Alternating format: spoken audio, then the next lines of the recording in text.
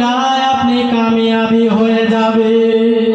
সুবহানাল্লাহ সুবহানাল্লাহ। আদারে মুআজ্জাজ সামাইনে গ্রাম ইহকালে পরকালে কামিয়াবি হয়ে যাবেন। ও বিরাদার, স্ত্রীর জান্নাত হচ্ছে স্বামীর কদমের নিচে, আর ছেলেদের বাচ্চাহীনদের জান্নাত হচ্ছে মায়ের পায়ের নিচে। একটা সাহাবী একটা আমার নবী পাক যেন মসজিদে নববীতে বক্তব্য রাখছে। একটা সাহাবী বলে, ওগো আমার হুজুর, আজকে আমি মসজিদে নববীতে আপনি বক্তব্য রাখছেন? বলে, হ্যাঁ আমি মসজিদে নববীতে বক্তব্য রাখতেছিলাম। বলো কেন, কিসের জন্য আমাকে জিজ্ঞাসা করলে?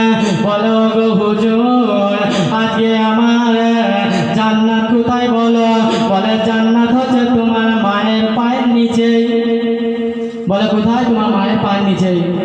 আর একবার সাহাবীগণ জিজ্ঞাসা করলো, ইয়া রাসূলুল্লাহ, ইয়া হাবিবাল্লাহ, নবী গো, বলো জান্নাত কোথায়? বলে, তোমার মায়ের পায়ের নিচে। আবার সাহাবীগণ আবার একবার জিজ্ঞাসা করলো, বললো, ওগো হুজুর, জান্নাত কোথায়? বলে, তোমার মায়ের পায়ের নিচে। তিনবার জিজ্ঞাসা করলো, বলো তোমার মায়ের পায়ের নিচে। একবার জিজ্ঞাসা করলো, বলো তোমার বাপের পায়ের নিচে। বলো সুবহানাল্লাহ সুবহানাল্লাহ। জান্নাতকে 4 ভাগে ভাগ করা হয়েছে। জান্নাতকে 4 ভাগে ভাগ করা হয়েছে। 3 ভাগ হচ্ছে মায়ের দিকে, 1 ভাগ হচ্ছে বাবার দিকে। বিরাদারে মুআজ্জাজ সামাইনে গ্রাম, ওয়াইস করুনি আমার চামড়ার চোখে নবীকে দেখেনি, নবীর প্রতি কিন্তু বাবা মোহাব্বত করেছে। ও বিরাদার, একদিন আমার ওয়াইস করুনি নদীর ধারতে যেতে যেতে নদীর ধারটিতে পা দিয়েছিল। বহুত দিনের মাল যাচ্ছিল। একটা নৌকা ছিল, নৌকা ভরা মাল ছিল, নৌকা ভরা মাল ছিল। মালগুলো এতিমদের জন্য যাচ্ছে ছিল, এতিমদের বিল্লি করার জন্য, এতিমদেরকে দেওয়ার জন্য, এতিমদেরকে বিলি করার জন্য। ও বিরাদার, নৌকাতে হযরতে ওয়াইস করুনি একটা মাথার গোড়াতে বসে আছে। নৌকাখানা ফাটা ছিল, নৌকাখানা ফুটো করা ছিল, নৌকাতে পানি উঠতে লেগেছে। কিন্তু যুবকরা বলে, আজকে এতিমদের মাল যেতেছিল, এত এতিমদের মাল যাচ্ছে, এগুলো সব ডুবে ভ্যানিশ হয়ে যাবে।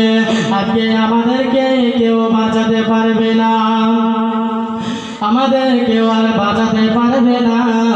ওয়াইস করুনি কিন্তু বাবা, কিন্তু কেউ জানতো না যে হচ্ছে ওয়াইস করুনি। ওয়াইস করুনি হচ্ছে নৌকার মাথার গোড়াতে বসে আছে, একটা ছিঁড়া ফাটা কম্বল গায়ে বসে আছে। ওয়াইস করুনি আমার, কিন্তু বাবা অনেকটা নৌকা ডুবে গেছে, সমস্ত লোক হয়রানি হয়ে গেছে। বলছে, ওগো আমার দাদারা, ওগো আমার ভাইয়েরা, শোনো গো, আজকে নৌকাখানা ডুবে গেলে এতিমদের মালগুলো ভ্যানিশ হয়ে যাবে, এতিমদের মালগুলো ডুবে যাবে, এতিমদেরকে আর বিল্লি করতে পারবো না। ওগো আমার দাদারা, ওগো আমার ভাইয়েরা, শোনো গো, আজকে সমস্ত মালগুলো যদি ডুবে যায়, এতিমদেরকে বিল্লি করতে পারবো না।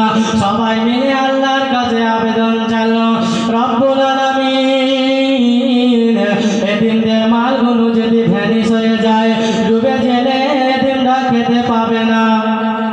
বললো, ওই দেখো নৌকার মাথাতে একটা ব্যক্তি বসে আছে। ব্যক্তিকে জিজ্ঞাসা করলো, ওগো হুজুর, ওগো জানের হুজুর, ওগো আমার পানের হুজুর, আপনি কে বলুন? বলে, আমার নাম হচ্ছে ওয়াইস করুনি। বলো, আপনি একটু দোয়া করে দেন। সমস্ত লোক বলল, ও হচ্ছে ফকির ব্যক্তি লোক, ওর দোয়াতে কোনো কাজ হবে না। সমস্ত লোককে বলল, তোমরা নৌকা ডুবে যাচ্ছে, নৌকাতে পানিতে পা দিয়ে দাও, নৌকা থেকে পানিতে পা দিয়ে দাও। নৌকা থেকে পানিতে যখন পা দিবে কিন্তু ডুবে যাবে। সমস্ত লোক বলছে, যদি নৌকা থেকে পানিতে পা দিই তা ডুবে যাবো। একটা নৌকাটা ডুবে যাচ্ছে, আবার নৌকা থেকে পানিতে পা দিতে বলছে। নৌকা থেকে যখন পানিতে পা দিব তা ডুবে যাব।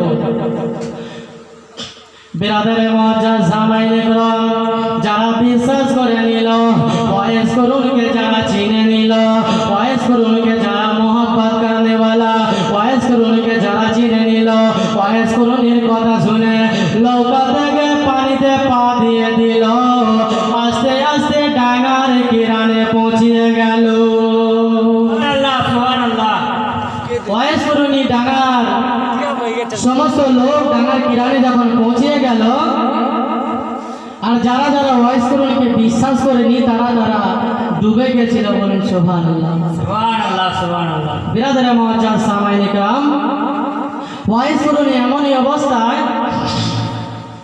মালগুলো, অনেক মাল, এতিমদের মাল ছিল, ডুবে গেছিল। ডুবে যাওয়ার